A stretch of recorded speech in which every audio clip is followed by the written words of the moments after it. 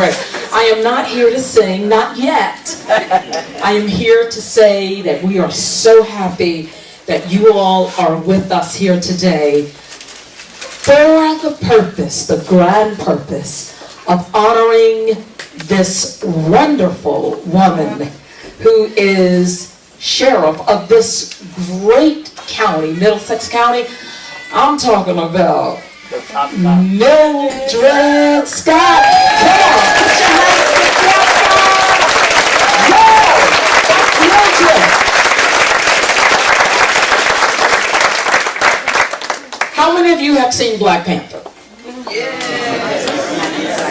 You're going to see it, right? Yeah, you hear a lot of talk about it, right? Yes. So the reason I mention that is because there are women in that movie. Yes. They call them the bad. Yes. So I began to think about that. I says, hey, Friday I'm going to an event where we've got a real bad woman, with us. He said, Shane, how wonderful is our honoree? How wonderful is this woman that's here today? Mildred, we love you. We are so proud of you. We're going to have a great time today. Put your hands together again for Mildred Scott. Wonderful. I'd like to take this opportunity also to welcome all of our elected officials, legislators. Our mayor could not be with us today. She is taking care of a family member away from New Jersey. I'd like to welcome in her stead Adam Cruz, Perth Amboy's business administrator. Thank you, Adam, for being here. Bill Patrick is here, and he's with the Perth Amboy Council. Yep. Middlesex County Democratic Chair, Kevin McCabe. Did I see Kevin? Our guest, Ron Rios. He's director of the Freeholders. Yeah. Middlesex County Freeholders. A friend of mine from the days of Human Services, Blanquita Valente, Freeholder. Yeah. Freeholder Charles Kenny. Thank you. Ken Armwood, Freeholder. Freeholder Leslie Capel. Middlesex County Clerk Elaine Flynn. Yes. Middlesex Prosecutor Andrew Carey. Yes. Sitting at the table with our honoree is another beautiful woman. I'm talking about Dr. Chanel McCullum, Council President there in Piscataway. Elsie Foster Dublin, Highland Park Council. Representing Old Bridge is Adina Brown. Is she here? Representing that Aberdeen Township. Here's a woman that I just love. You want to get to know. Wilhelmina Gum. She's the former council president. And then this great organization, the Puerto Rican Association for Human Development. Why are you guys laughing? I love this organization. I am on the board. I'm a board member. Yeah. Oh, yeah. And serving, I get the great honor of serving with the following people. The chairman of the board, Mr. Bob Durso. Here comes the judge. Co-chair, Judge Rodriguez. Ana Maria Zavaltes is our treasurer. Nestor Salvador. Did I say it right? Did I pronounce it? Salvador. Thank you. Nestor, thank you. Andy Montalvo is standing right over there. He's on our board as well. Mercy Martinez is a board member as well. We want to thank all of you for being here today. Also the media, you've seen some individuals being interviewed by that camera and that individual that's there in the back. That's Fios News. Thank you so much. Thank you.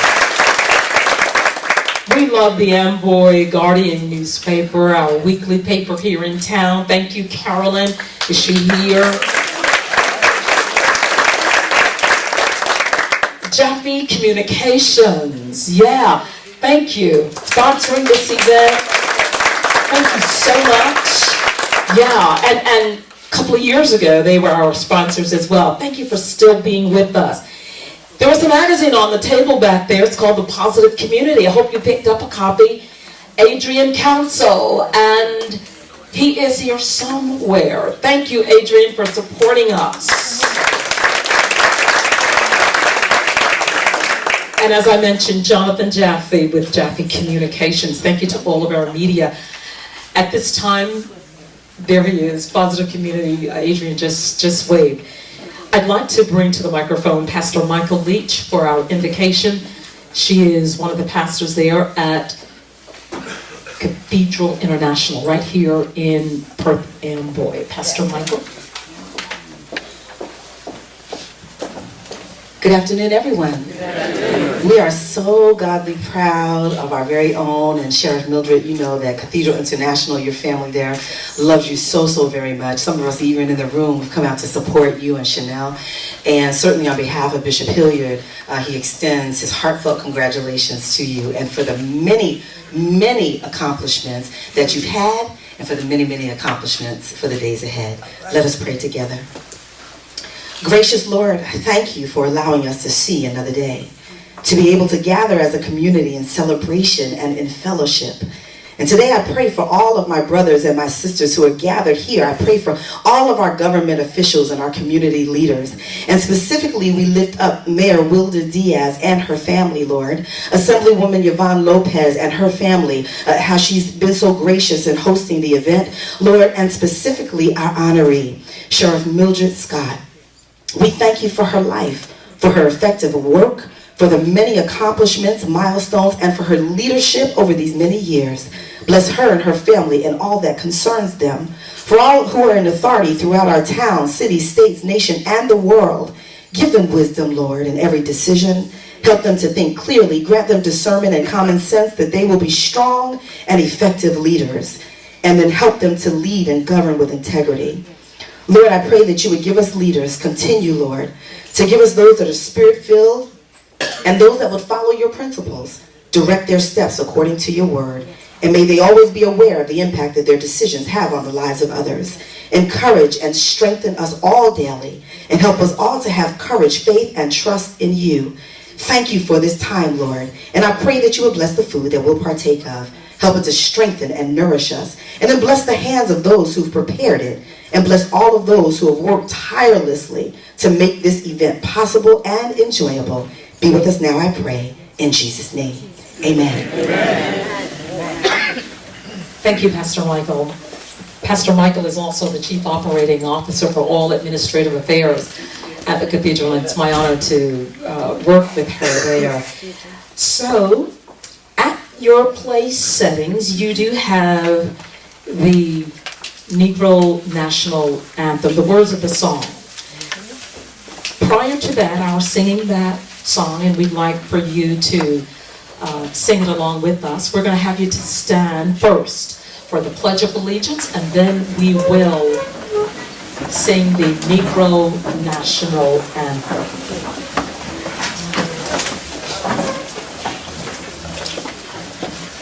I pledge allegiance to the flag of the United States of America and to the republic for which it stands, one nation, under God, indivisible, with liberty and justice for all. Lift every voice and sing till earth and heaven ring. Ring with the harmonies of liberty. Let our rejoicing rise high as the listening skies. Let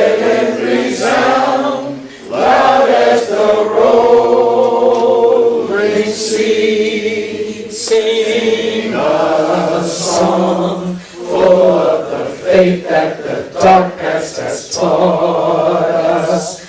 Sing a song full of the hope that the present has brought us. Facing the rising sun of our new day begun. Let us march on till victory is won. The last verse, God of our weary years, God of our weary years, God of our silent tears, thou who hast brought us thus far on the way, thou who hast by thy might led us into the light.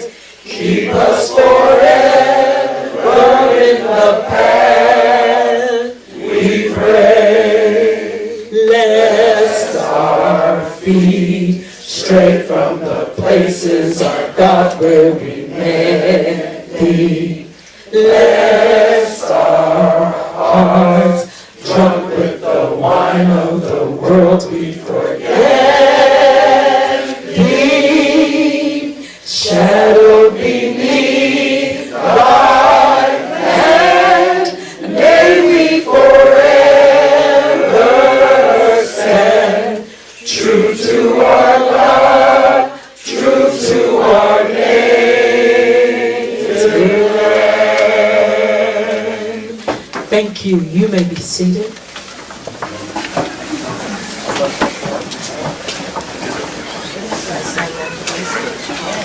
At this time, I'd like to bring to the microphone an individual who you have heard from. 7 years that we have been implementing this great program. The Puerto Rican Association for Human Development, as we bestow the honor of the Arturo, Alfonso, Schomburg African American History Month Awards.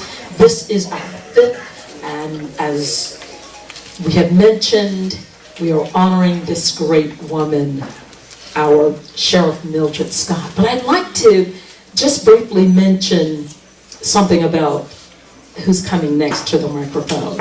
She has served this agency for the past 7 years as the executive director. She will continue serving as a consultant to this great agency. And the reason I'm saying she will continue is because I will in just a moment, introduce her in her new role.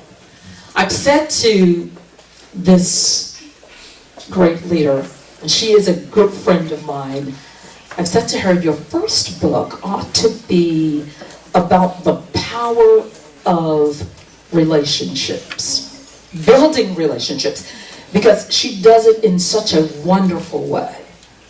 Great leaders know the value of building relationships. I'd like to bring to the microphone at this time, for the first time here at PRAHD, I believe, in the capacity of the Assemblywoman here in this 19th Legislative District. I'm talking about my friend, your friend, the Honorable, and look who stands first.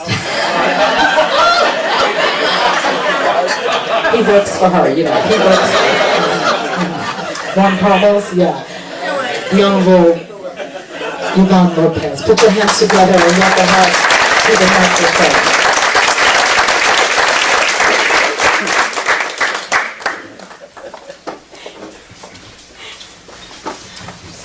Kara always has this ability to bring tears to my eyes. I always say that Kara is my mentor, my advisor, my sister, my everything. Thank you. And welcome, everyone. This is so amazing. Look at this room today. Welcome to PRAHD's 5th Annual African American History Month, celebrating the legacy of Arturo Alfonso Schomburg. This is so amazing. I'm in full of joy. I'm full of emotion today. I can't even begin to express how happy I am for you, Mildred, for your honor today.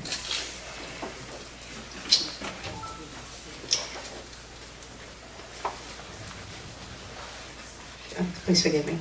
So African American History Month is a period of reflection, celebration, appreciation for the many contributions African Americans have made throughout the history of the United States. 5 years ago, PRAHD, the Puerto Rican Association for Human Development, decided that the agency could do more by honoring an individual in our community during this month. An individual who demonstrated a love for community, activism, and progress. As a result, the agency created the Arturo Alfonso Schomburg Award to honor a special community hero, a trailblazer. Arturo Schomburg was an Afro-Puerto Rican historian. He was a writer, an activist dedicated to racial equality and goodwill. Dean Schomburg, raise your hand, Dean, grandson of Arturo Schomburg, is with us today. And in a few minutes, Dean will share with you his grandfather's background, and he will be introducing our Millie Scott today. Mildred, let me just say that we are just so proud. We're so proud to be honoring you today. Last year, when the board was together, is Judge Rodriguez still here? Did he leave? He's left already. He left, okay. So we were going through honorees for this year, and it was Judge Rodriguez that said, you know, let's honor Mildred Scott. She was born in Perth Amboy. She was raised in Perth Amboy. She has family here. She's so accomplished, so progressive, just a dear person. And know that he was the person that said, let's do this for Mildred. I also want to let you know that Speaker Coughlin could not be here today. He had a conflict with his schedule. He sends his heartfelt congratulations. You know how much he adores you, and he's very proud of you, and he just wants you to know that he's here in spirit today. And for those of you who are new to PRAHD, because I see many new faces here, know that we have been operating for 43 years. We have 80 employees. We run 10 programs. We operate throughout 3 counties, Middlesex, Union, and Hudson counties. And for those of you who are not familiar with PRAHD, I ask you, call us. Call me, call the front desk. Please come in so you can get background on the organization. We're an awesome organization, an awesome service provider.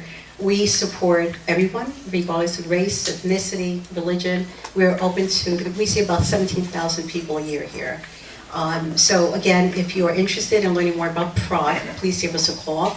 We're on the website, social media, follow us please. And know that it's my great honor today, standing here in front of you as a newly elected Assemblywoman of the 19th District.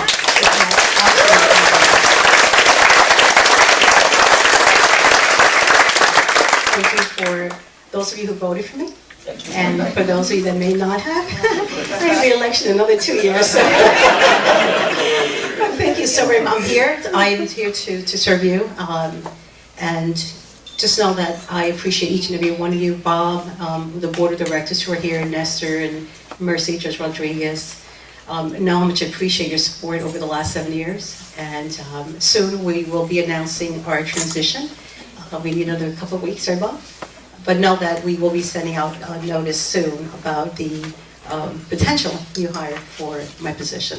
Thank you very much. Enjoy the balance of the afternoon. And I think Carol's going to come up to introduce our next speaker. Right? Thank you.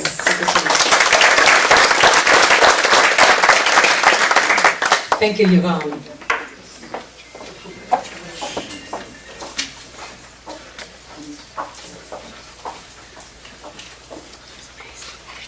So Adam, as I mentioned before, Adam Cruz is standing in for the great mayor of this town, Mayor Wilda Diaz. He is coming. He is heading up the Perth Amboy Business Administrator, and he's coming with greetings on behalf of the mayor. Adam?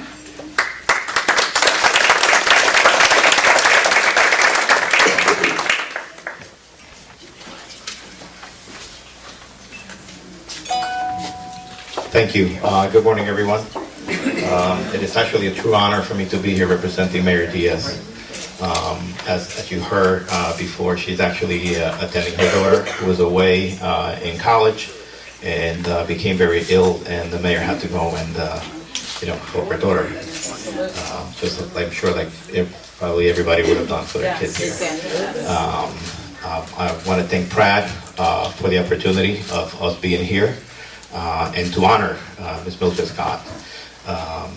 Looking at your accomplishments on your biography, it will probably take me a couple of lifetimes to achieve what you have achieved. It's a truly amazing, all of the accomplishment that you have under your wings, and the accomplishment that you have is actually, as an African American, me myself as a minority, it's actually, for every accomplishment, it's actually, it's like a chisel and a hammer, and you're chipping away, and you're chipping away for the next generation. And this is actually what you have accomplished for probably a lot of us here. I thank you for that. You have definitely opened the way for a lot of us. You have actually opened the way for my daughters. I have 2 young daughters, and I wish that they could become at least half of what you are today. Thank you, everyone. Enjoy the day, and may God bless us all.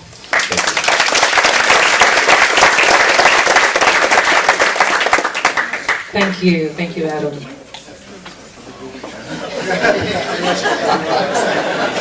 Thank you so much. Sheriff, I love a good story, and I know you do too. Our next speaker, our keynote speaker, he was at home in Princeton one day. Television was on. Wasn't actually watching. However, in the background, he heard a name that he's very familiar with, the name of his grandfather, Arturo Schomburg. So he heard Bios, who's here in the room with us today, interviewing someone from our first, I believe it was our first program. Of course, he turns around, he says, "Who are these people?" He is with us today, and we have been in touch with him since he discovered us that day. He called us, and we are so happy that he did. Ladies and gentlemen, it's my pleasure to bring to the microphone the grandson of this great man that we are honoring today, Arturo Alfonso Schomburg. His grandson, Dean Schomburg.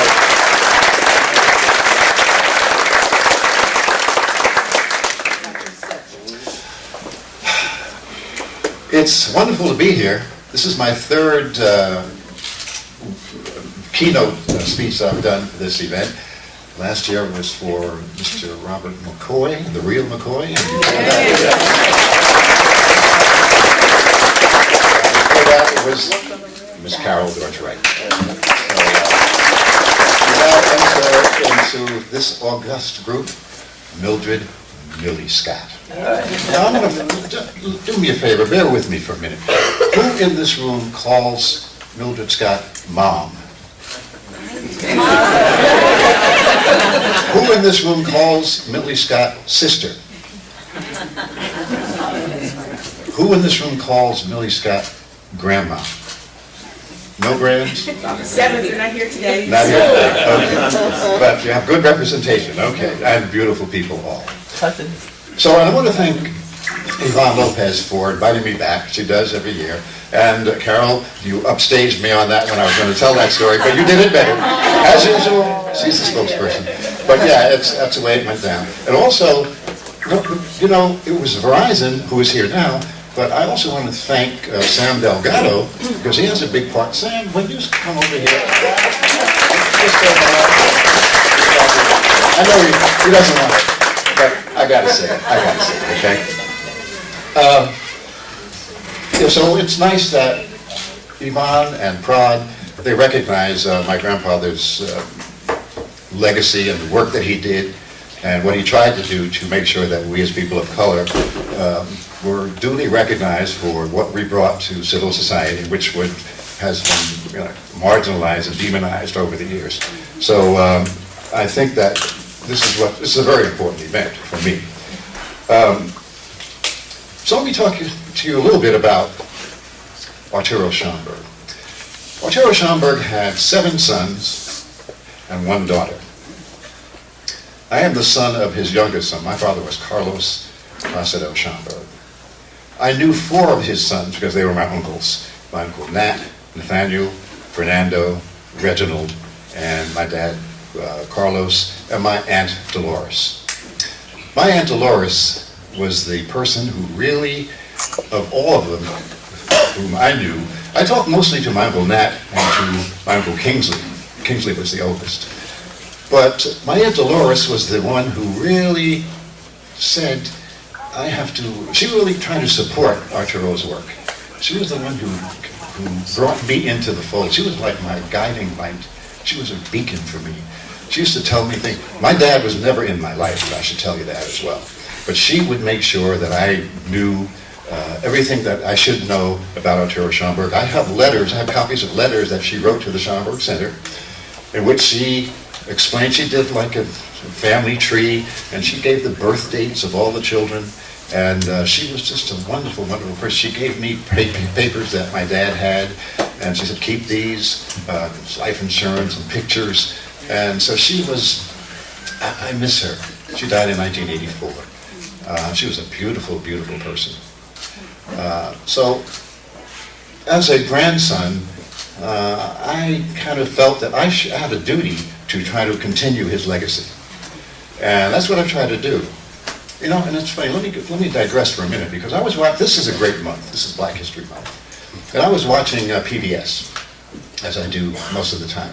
And they have a lot of segments, a lot of pieces they do on Black History Month. And there was one that I was watching a couple of days ago about the civil rights issues in college campuses.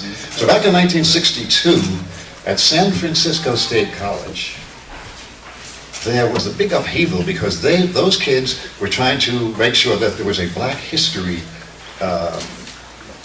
department, and they wanted to have a chair for that department. They wanted that department to have equal resources and everything that the other departments would have. And the San Francisco State College president said, no, we can't do that. You know, we don't have the budget. There were a lot of reasons why they said that can't happen.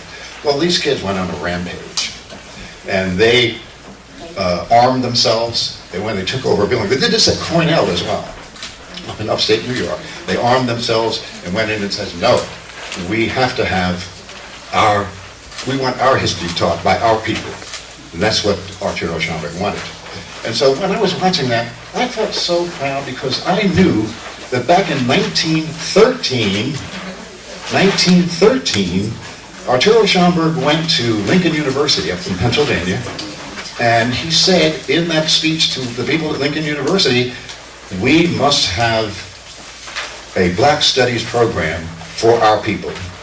And it took 50 years for that to actually become a realization. And that was started at San Francisco State College. And so when I started my college career in 1974, I enrolled at Fordham University. Of course, my major was Black Studies. And so that was the beginning. But I was so proud that he had done that, and here was 50 years later, and here were some of the fruits of his labor. So the son that I knew best was Nathaniel, my uncle Nathaniel, and his wife. And he would tell me stories about how he would sometimes come home from work, and his dad, Arturo, would say, let's take the subway, let's go over to, there's a bookstore out in Brooklyn, out near Coney Island. And Arturo Schomburg used to go to all these dusty bookstores and look through and find these books that were written by or written about people of color. And he would ask, well, how much do you want for this? And the book store guy would say, well, give me 50 cents. $1. And so he would collect all of these books. He just went on and on. He had a passion for this. And he went on, and eventually he collected something like, he had about 10,000 art and artifacts and books and monographs and papers that he collected. And they said at the New York Public Library, actually it was the New York Urban League who said, well, this guy Schomburg, he's got all these books and everything, and it's all about black people and black history, and we need to make sure that this collection is saved, you know? And so the Urban League went to the Carnegie Corporation, Andrew Carnegie, who was like a really great person, because he was the one who did so much for libraries. And he convinced the New York Public Library, yeah, let's buy Arturo Schomburg's collection, so we will install it, and we'll call it the Negro Division of the New York Public Library, which was at 135th Street. It was County Cullen branch, is what it was called in those days. So that's how the Schomburg Center came into being. But my grandfather he had a passion, and he made sure that that people understood that we, as people of color, have done great, great things, and people have not, the world at large has not been able to accept that.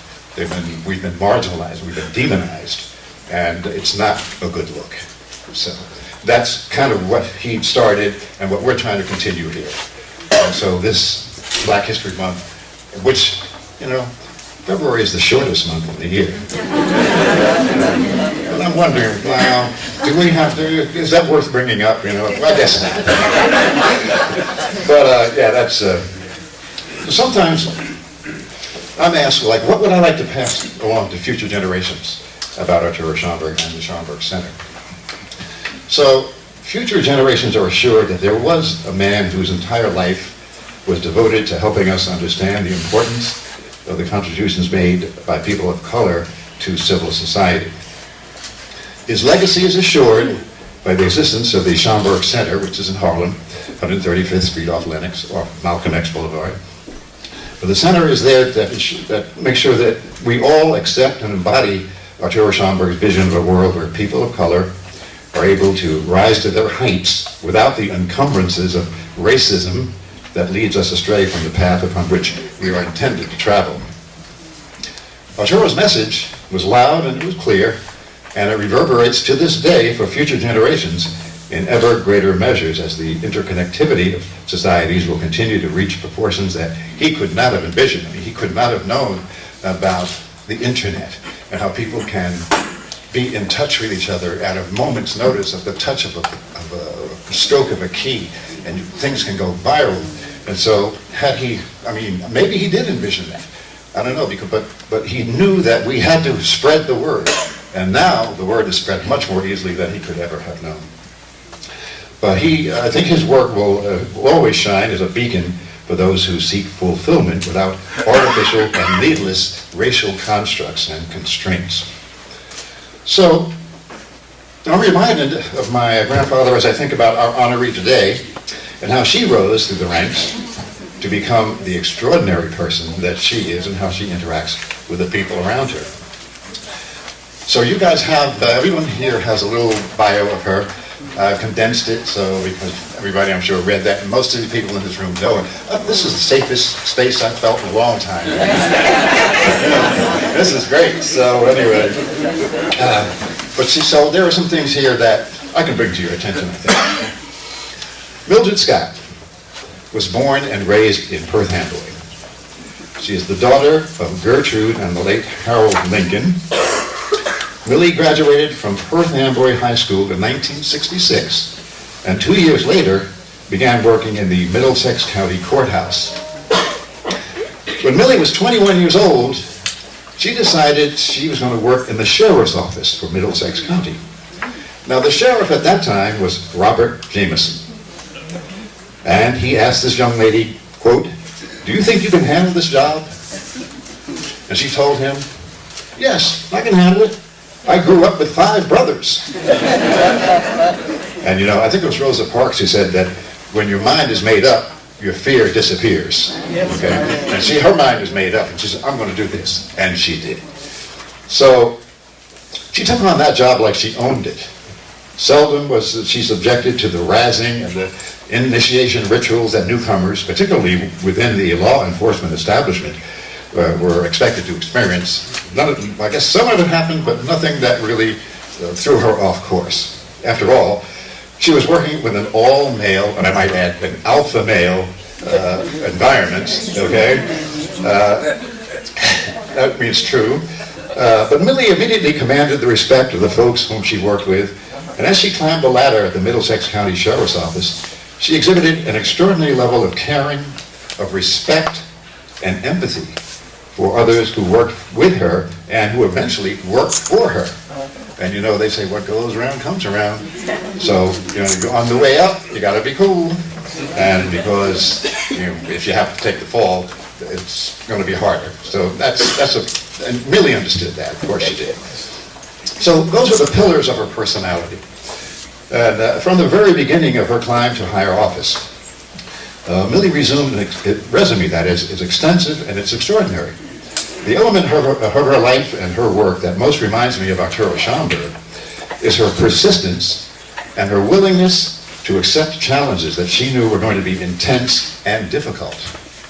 And she knew that she was likely to face problems, embarrassment, and even danger.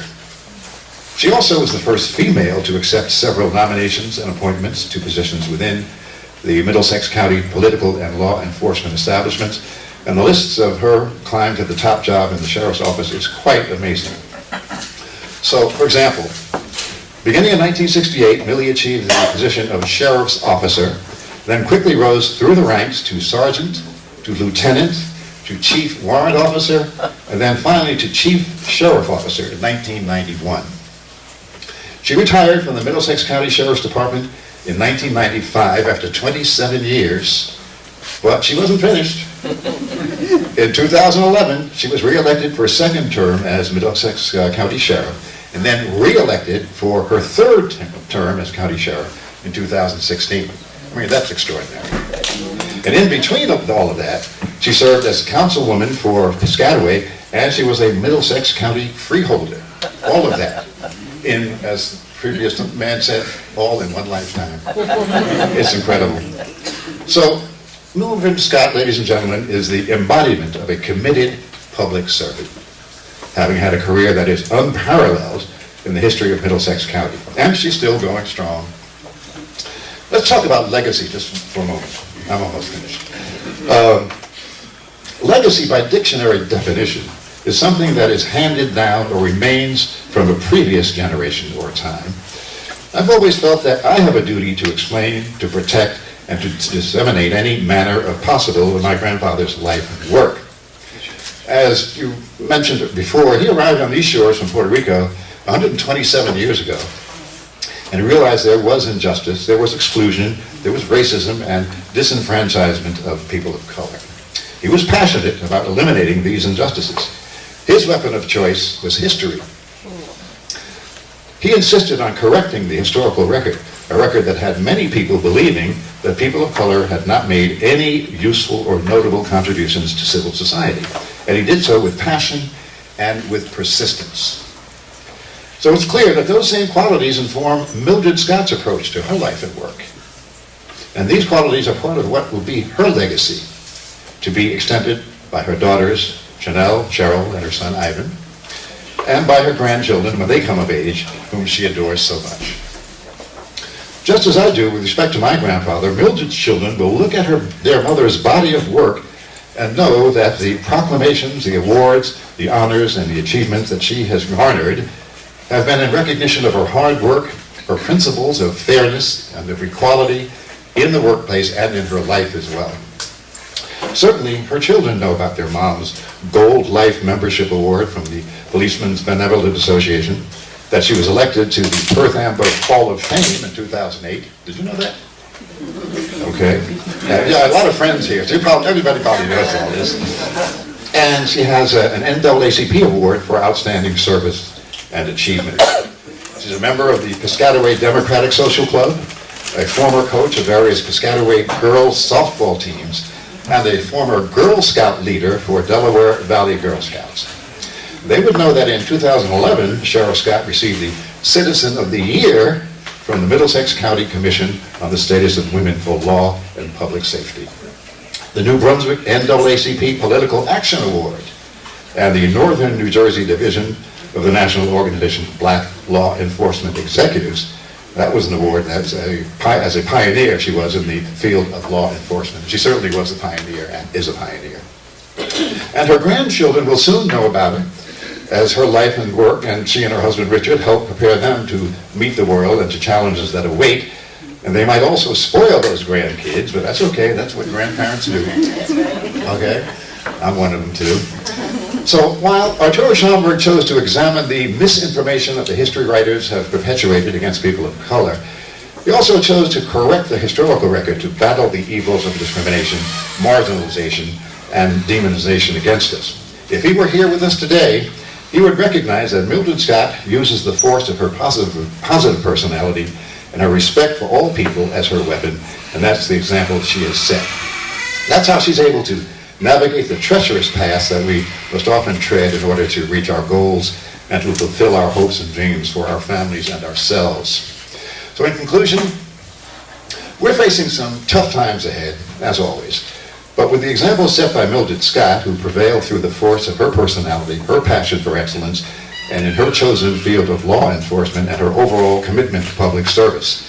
That commitment is the hallmark of a person who truly cares about a community, and there could be no more deserving person to receive this Black History Month Arturo Schomburg Award and recognition by the Puerto Rican Association for Human Development. So Mildred Scott, we thank you, we praise you, we love you. Mildred Scott.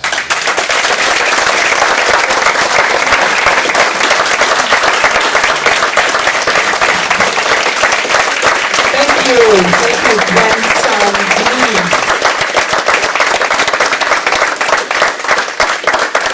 At this time, we will present our honoree with the following. Our children are coming, our children. We have a school here, and they are coming with presentations to Mildred. Aren't they beautiful?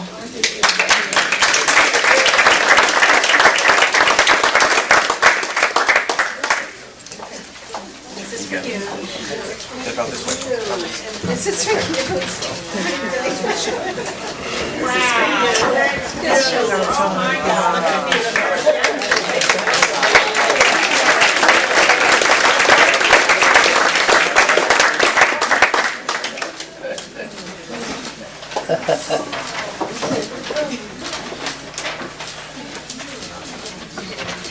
Oh, isn't that something? In addition to the children, we have the following. From the Board of Chosen Freeholders, we'd like for Ron Rios to come up at this time.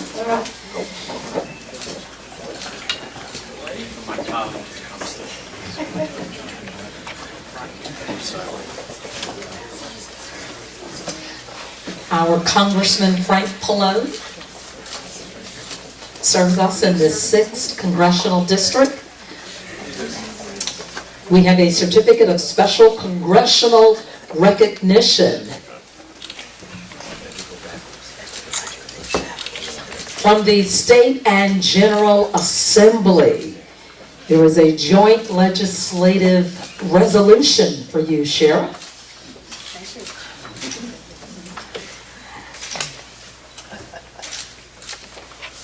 Adam has already presented, but on behalf of the city, the mayor, there is a mayoral proclamation that is here for you as well. From our Bishop Donald Hilliard, we are presenting you with a letter of congratulations from him as well. And we all here in this room are so thankful for you. Will you all please stand with me and let's honor Sheriff Mildred Scott.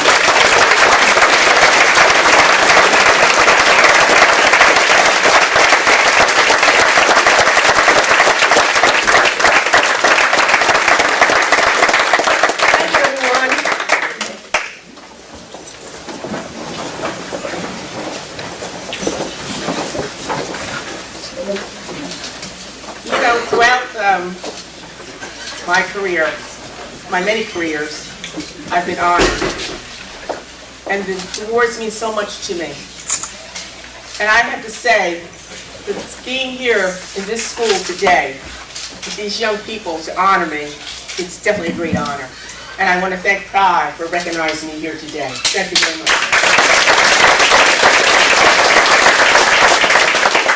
You've heard about my bio, and you've read my bio, and I'm not going to go into my bio so much.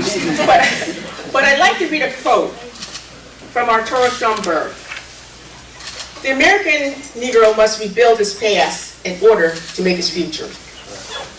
Though it's orthodox to think of America as one country where it is unnecessary to have a past, what is a luxury for the nation as a whole becomes a prime social necessity for the Negro.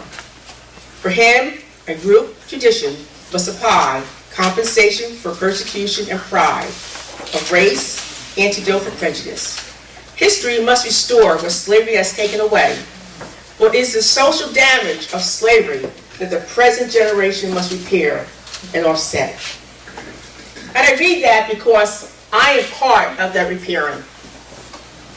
So I want to thank the grandson of Arthur Schomburg for him, for his history, for him checking into the African American and checking into slavery. When I say I'm part of that repairing, I am definitely truly part of that repairing. But there are so many people besides me that are part of that repairing. And I was raised and born here in Perth Amboy. I live in Piscataway Township, but Perth Amboy is my home. This is where my foundation came from. And I say that to you because I stand here because of my ancestors. I say that because my father, Howard Lincoln, and my mother, Gertrude Lincoln, Mr. and Mrs. Perth Amboy. My father was a politician. My mother was behind the scenes. Growing up, there were 7 of us growing up. My father would take us all around. I had the opportunity at the age of 6 to meet Governor Minor many, many years ago. I had the opportunity to meeting Mr. David Willens, Mr. Democratic Party of Middlesex County. So I was this little girl with my brothers and my sister that my father took around. Through osmosis, I guess I was getting it. I was getting that political feel. I was getting that knowledge. I was growing and did not know I was growing. So my legacy started right here in Perth Amboy. My field for law enforcement started when I was in high school. Coming out of Perth Amboy High School, they happened to be the first African-American police officer in Perth Amboy, Mr. Gibby, as we used to call him. Mr. Gibby.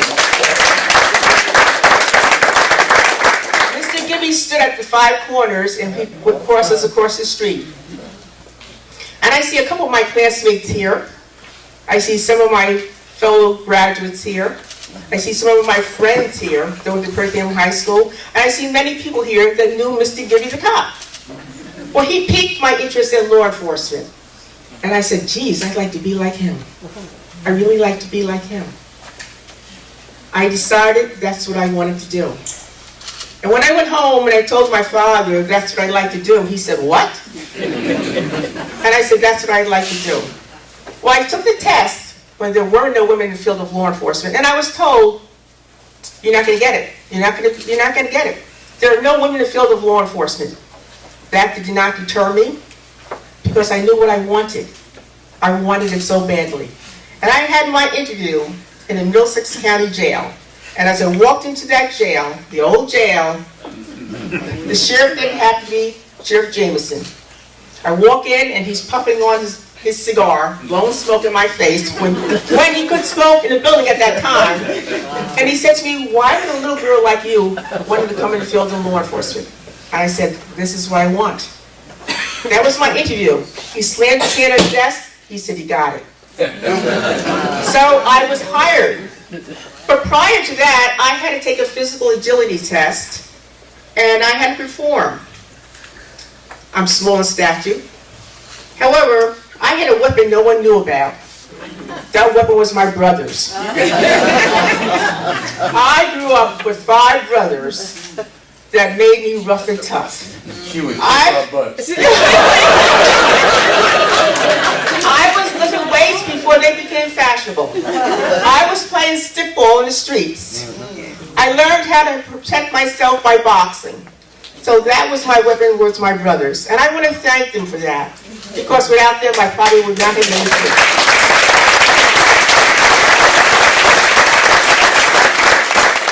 There are so many people in this town that are part of my legacy. There are so many people that are responsible for me for being where I am. My mom and my dad, who laid the strong foundation and telling me you must be the best, you must be the best. And if you want to be the best, you have to work hard. Nothing comes easy. You have to work hard for it. And you have to make the right choices in life. Because if you make a wrong choice, that may affect the rest of your life. I have to say there was a teacher, music teacher by the name of Herbert Richardson. Very instrumental to me also. Tried to teach me how to sing, but I never got there. But I have to tell you about his leadership. He meant so much to me. So caring that he would take an interest in all of us. I have to also say, there are political people here that some of you don't know and some of you do know. There are many families here that were political, and the McCoy family was one of them. And I want to thank the McCoy family for being part of my family.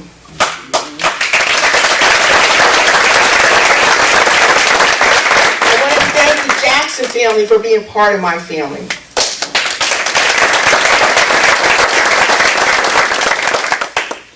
I want to thank all of you for being part of my family.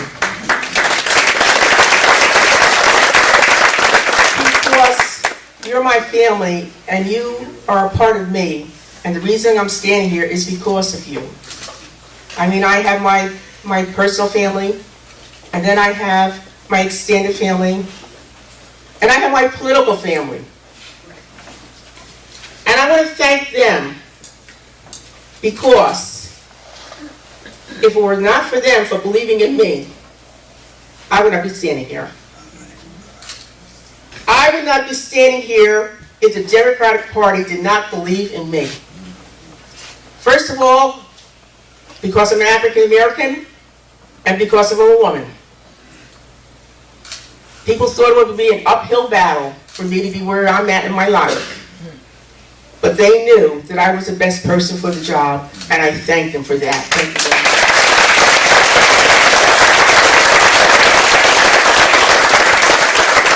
I want to thank my law enforcement family. I've learned so much from my law enforcement family, and I've mentored them a lot, and I'm hoping I've made an impression on them. And I'm going to ask my community awareness officers who are sitting in the back to stand up.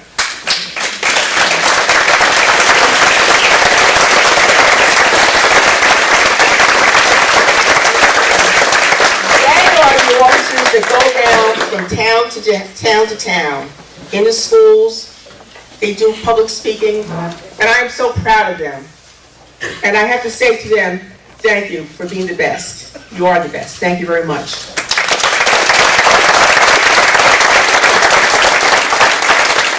There's a young man here that when I started off, he was starting in the Middlesex County Sheriff's Office. And he started off working in the ID Bureau, and eventually he grew up and he became the chief of the Middlesex County Sheriff's Office. And that's Donald Mason. I'd like to ask him to stand up. He's since retired.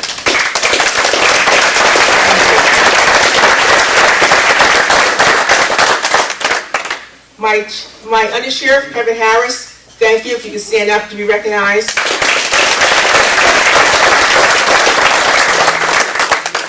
My extended family from the NAACP, from Noble, can you please stand up?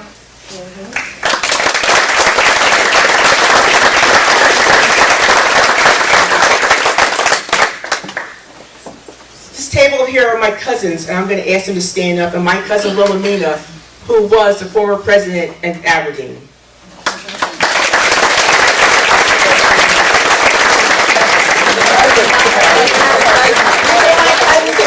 nieces.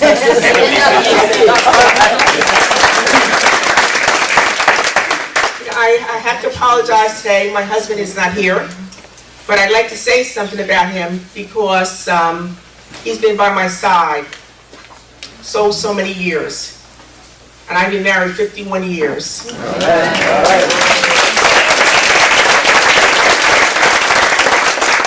And no matter what hat I was wearing, he was very supportive of that hat. And I want to thank him for that. But today he came down with the flu. So he's home. I have 3 children. I have a son who's not here today, Ivan. He did something to his back and threw it out. I have my youngest daughter who is not here today. She's on a business trip, and she became ill on her business trip. However, my daughter, my oldest daughter, is here today. I'm going to ask her to stand up, Dr. Chanel McCullough. And today happens to be her birthday.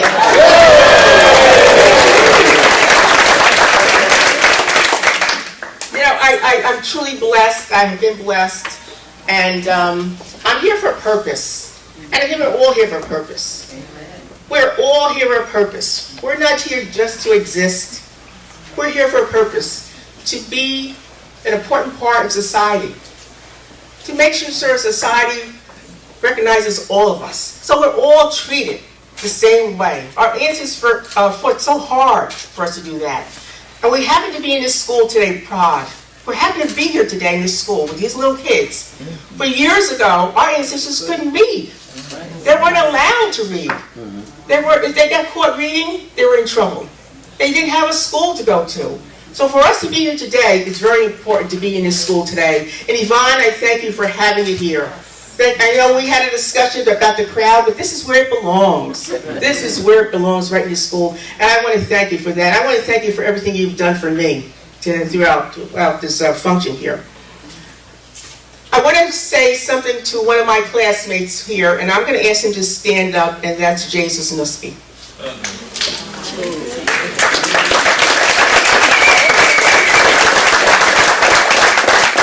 We went to school together, and we graduated high school together.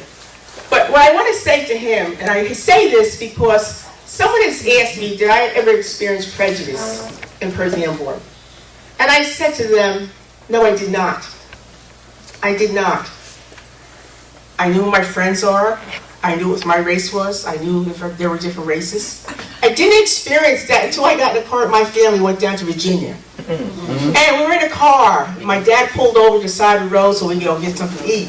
And all of us were going to get out of the car and go into this diner. And my father said, oh no, you wait in the car and I'll bring the food to you. We didn't know why.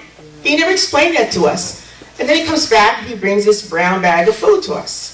So then later on he explained why, and we get down to Virginia, and we see the bathrooms roped off, colored in white. The water's roped off, colored in white. How could you rope off water? That was a mind-opening for us. However, I came back to Perth Amboy. I'm back to my friends. I'm back to my fellow students. We didn't see color. We knew who we were, and we're proud of who we were. We're all proud of who we were. But we did not see it. And I asked Jay to stand up because I have to be president of that graduating class. And here's this little girl from Perth Amboy that grew up in the projects to be president of our graduating class. And here's this little girl that grew up in the projects of Perth Amboy, Delaney Homes, which they have since tore down. Grew up, and here I am standing in front of you today as the first African-American sheriff in Middlesex County and also in the state of New Jersey. And I am so proud. I am so proud.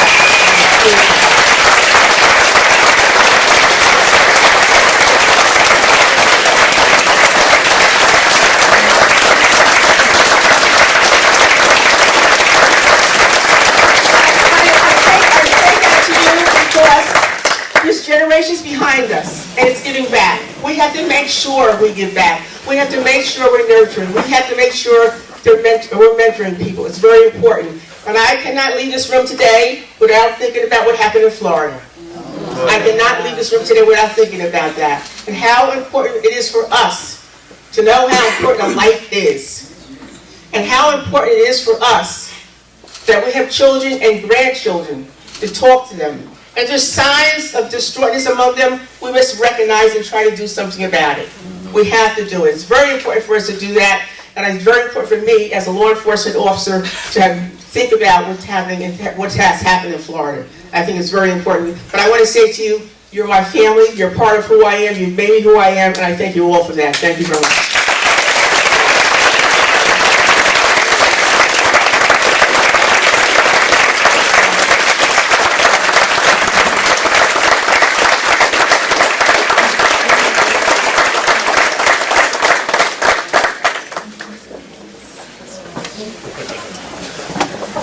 How inspiring, right? Yes. Wonderful, wonderful. God bless you, Sheriff Mildred Scott. I'd like to acknowledge here in the room, he's come in, our Middlesex County Democratic Chair, Kevin McCabe, is here.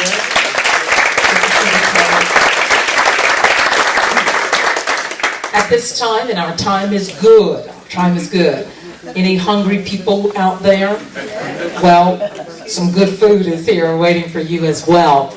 I'm calling to the microphone now the chairman of PRAHD's board, and that is my brother, Bob Duracell.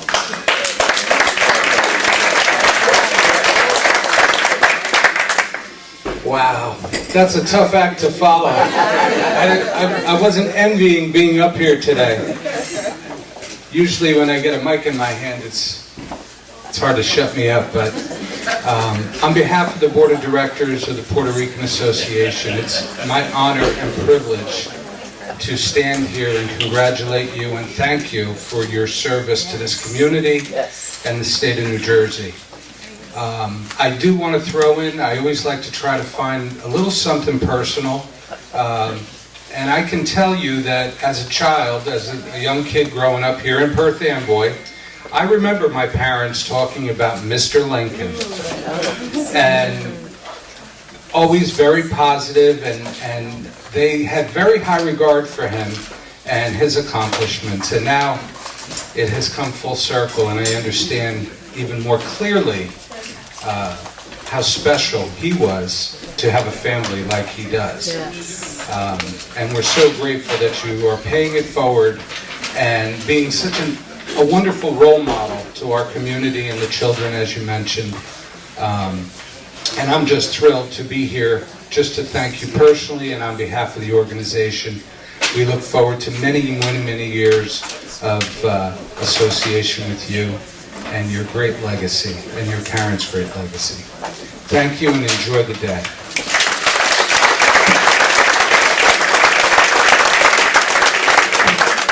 I'd like for you to put your hands together for the staff here at PRAHD. They decorated the room. They're preparing to serve the food. William and crew did a fantastic job. Thank you all.